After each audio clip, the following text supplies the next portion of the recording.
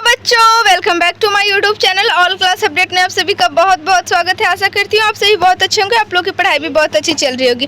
तो आज का वीडियो आप लोगों का होने वाला है एमडीसी हिस्ट्री का, जो कि आप लोग जो सेमेस्टर 2 के स्टूडेंट्स हैं, तो आप लोगों का एमडीसी हिस्ट्री के मोस्ट इंपॉर्टेंट क्वेश्चंस मैं आप लोगों के लिए लेकर के आई हूँ। तो चलिए क्वेश्चन की ओर बढ़ते हैं। और जो भी आप लोग नए स्टूडेंट्स हैं तो चैनल को सब्सक्राइब कर लीजिए, क्योंकि अब आप लोगों का एग्जाम आने वाला है सेमेस्टर 2 के स्टूडेंट्स के लिए।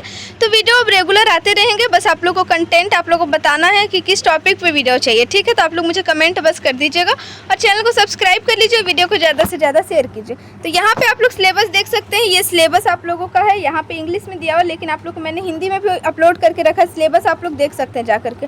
और उसके बाद चलिए अब क्वेश्चन की ओर बढ़ते हैं। तो यहाँ पे आप लोग का फर्स्ट क्वेश्चन है, इतिहास क्या है, इतिहास की परिभाषा का स्पष्टीकरण कीजिए। और ये सारे क्वेश्चंस मोस्ट इंपॉर्टेंट होंगे, आप लोग के एग्जाम में ज़रूर से ज़रूर आएंगे। PYQ भी मैं आप लोग को दिखा दूंगी कि किस टाइप का क्वेश्चन आता है, ठीक है। तो यहाँ पे देखिए इतिहास क्या है, तो यहाँ पे देखिए इसका जो मतलब डेफिनेशन होगा और इसकी परिभाषा का स्पष्टीकरण भी करना है। तो आंसर्स लॉन्ग होंगे, लेकिन आप लोगों को माइंड में मतलब एक बार रीडिंग कर लेना है ये आंसर को, उसके बाद माइंड में इस तरह से पढ़ लेना है कि वो अच्छे तरीके से याद हो जाए। वहाँ पे आप लोग लिख भी सकते हैं आसानी से, ठीक है। तो यहाँ पे बस आप लोग देख लीजिए कि आंसर क्या है। आप लोग स्क्रीनशॉट भी ले सकते हैं, या तो आप लोग राइट डाउन भी कर लीजिए, आप लोग अच्छा रहेगा अगर लिख भी लेते हैं तो, ठीक है। तो यहाँ पे चलिए पढ़कर मैं बताती हूँ। प्रगति करना और प्रगति के पथ पर बढ़ना प्रत्येक मानव की आकांक्षा होती है। इतिहास में निहित अर्थ का प्रश्न प्रगति के प्रश्न से संबंध है। इस अवधारणा का प्रारंभ 17वीं शताब्दी से होकर 18वीं शताब्दी के अंत तक 4 घटक प्रतिष्ठित हुए। पहला आप लोग को दिया हुआ, दूसरा, तीसरा, चौथा भी आप लोग को दिया हुआ। भविष्य में किसी अर्थपूर्ण लक्ष्य की प्राप्ति के लिए यूँ कहें कि प्रगति के लिए आवश्यक है कि हम वर्तमान के परिप्रेक्ष्य में अतीत का अध्ययन कर उचित मार्गदर्शन प्राप्त करें। तो यहाँ तक आप लोग देख लीजिए, इतिहास के बारे में इतना आप लोग को दिया हुआ है। आप लोग यहाँ तक देख लीजिए, आप लोग स्क्रीनशॉट ले लीजिए। उसके बाद चलिए इतिहास की परिभाषा की ओर बढ़ते हैं। तो हो सके तो आप लोग थोड़ा सा स्पीड कर लीजिए वीडियो को, लेकिन आप लोग वीडियो को पूरा देखिएगा, ठीक है।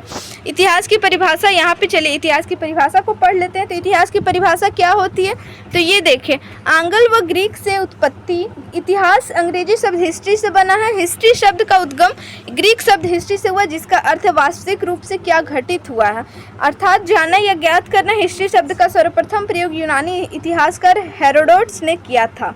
यह पता चल गया। अब संस्कृत से उत्पत्ति इसकी कैसे हुई थी, तो वो मैं बताती हूँ। संस्कृत से इतिहास शब्द की उत्पत्ति इतिहा प्लस आज से हुई है, जिसके शाब्दिक अर्थ है निश्चित रूप से ऐसा हुआ है।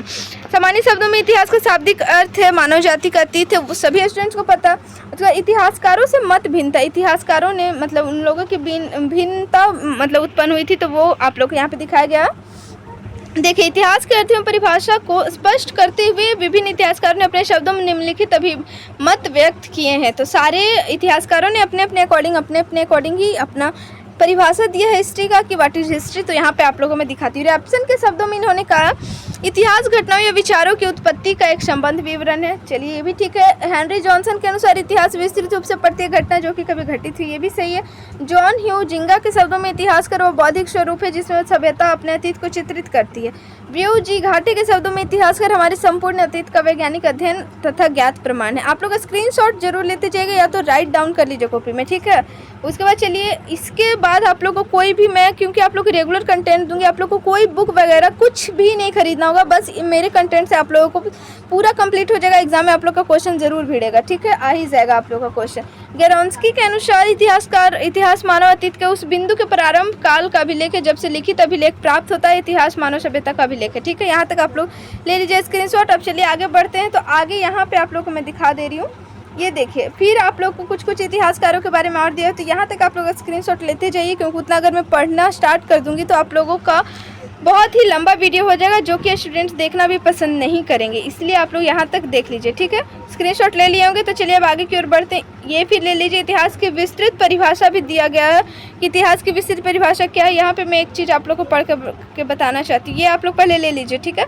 चलिए यहाँ पे देखते हैं, इतिहास एक कहानी है, ठीक है। इसके बारे में थोड़ा सा चर्चा कर लेते हैं। इतिहास एक कहानी है कैसे, तो वो मैं बता दूँ। रेनियर महोदय ने हिस्ट्री शब्द में से ही को अलग करके उसे स्टोरी के मतलब ही छोड़ दीजिए आप लोग, तो स्टोरी होगा। हिस्ट्री का स्पेलिंग आप लोग देख सकते हैं, ही छोड़ दीजिए तो स्टोरी हो जाएगा।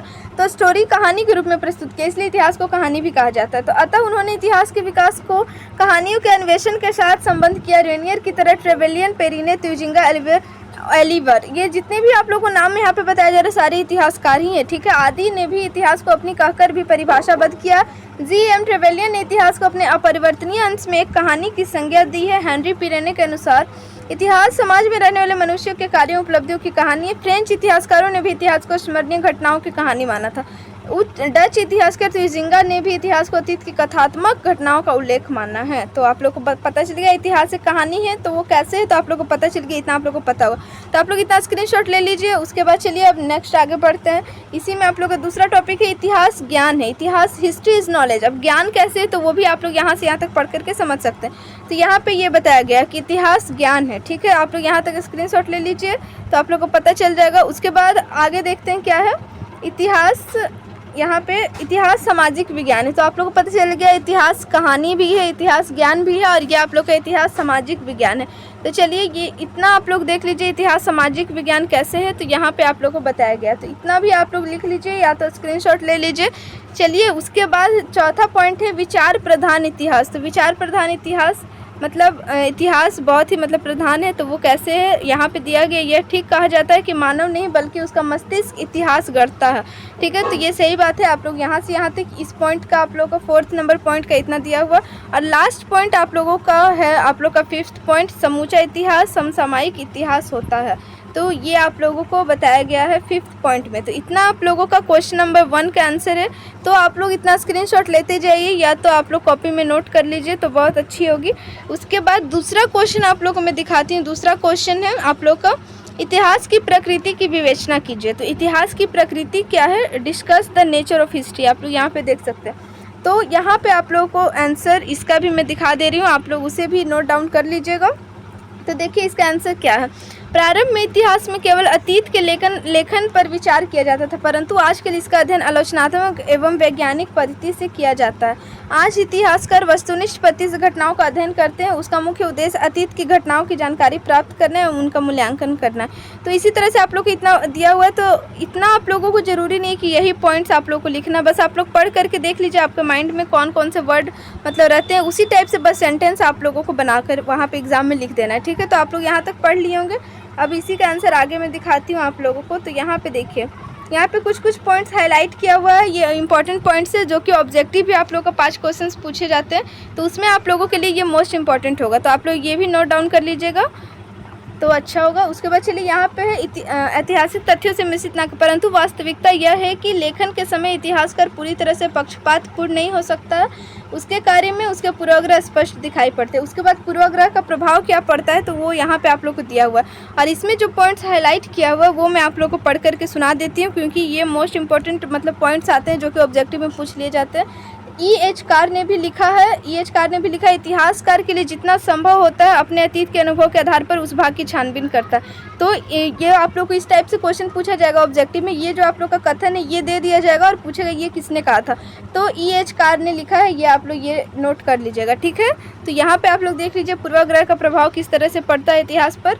तो इतना आप लोगों ने देख लिया होगा। उसके बाद यहाँ पे अब बात करते हैं ऐतिहासिक तथ्यों की प्रकृति, जो कि आप लोग का मेन क्वेश्चन पूछा गया है इतिहास की प्रकृति। तो यहाँ से आप लोग का मेन पॉइंट्स स्टार्ट होते हैं। तो यहाँ पे आप लोग देख लीजिए कि क्या क्या है प्रकृति। तो पहला है आप लोग का इतिहास अपने को दोहराता है। तो कैसे दोहराता है तो आप लोग इतना पढ़ेंगे तो आप लोग को पता चलेगा। चलिए मैं कुछ पॉइंट्स आप लोग को पढ़ करके सुना देती हूँ। तो यहाँ पे देखिए कुछ इतिहासकारों की मान्यता है कि इतिहास समय समय पर अपने आप को दोहराता है, किंतु अनेक विद्वान इस मत से सहमत नहीं है। वे विद्वान जो इस कथन से सहमत हैं कि मान्यता समस्त संसार में मानव मस्तिष्क एक ही प्रकार का घटनाओं को प्रभावित करने वाली शक्तियाँ भी समान।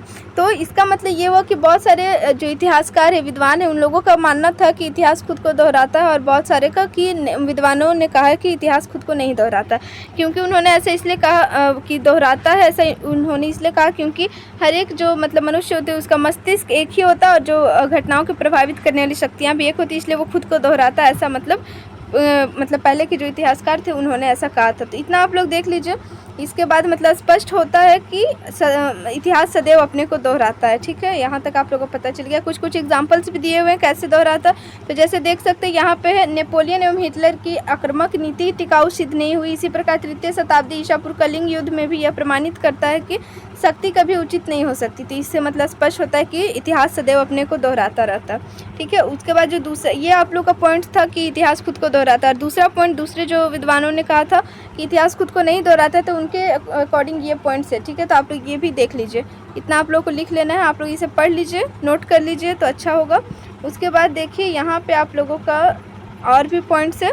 तो ये सब पॉइंट्स बस उसी में है जो इतिहास खुद को नहीं दोहराता, उसी पॉइंट्स में ये सब भी मतलब मेंशन किए हुए। तो आप लोग इसे भी नोट कर लीजिएगा।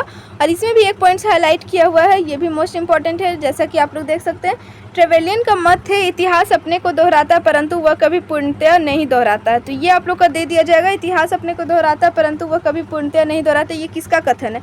तो ये ट्रेवेलियन ने ये कहा था। ठीक है, आप लोग को ये पॉइंट्स मतलब याद रखना है क्योंकि ये ऑब्जेक्टिव में पूछ लिया जाता है। उसके बाद आगे आप लोग देख लीजिए, पहला प्रकृति आप लोग को पता चल गया कि इतिहास खुद को दोहराता है या नहीं दोहराता, उस पर पॉइंट्स था।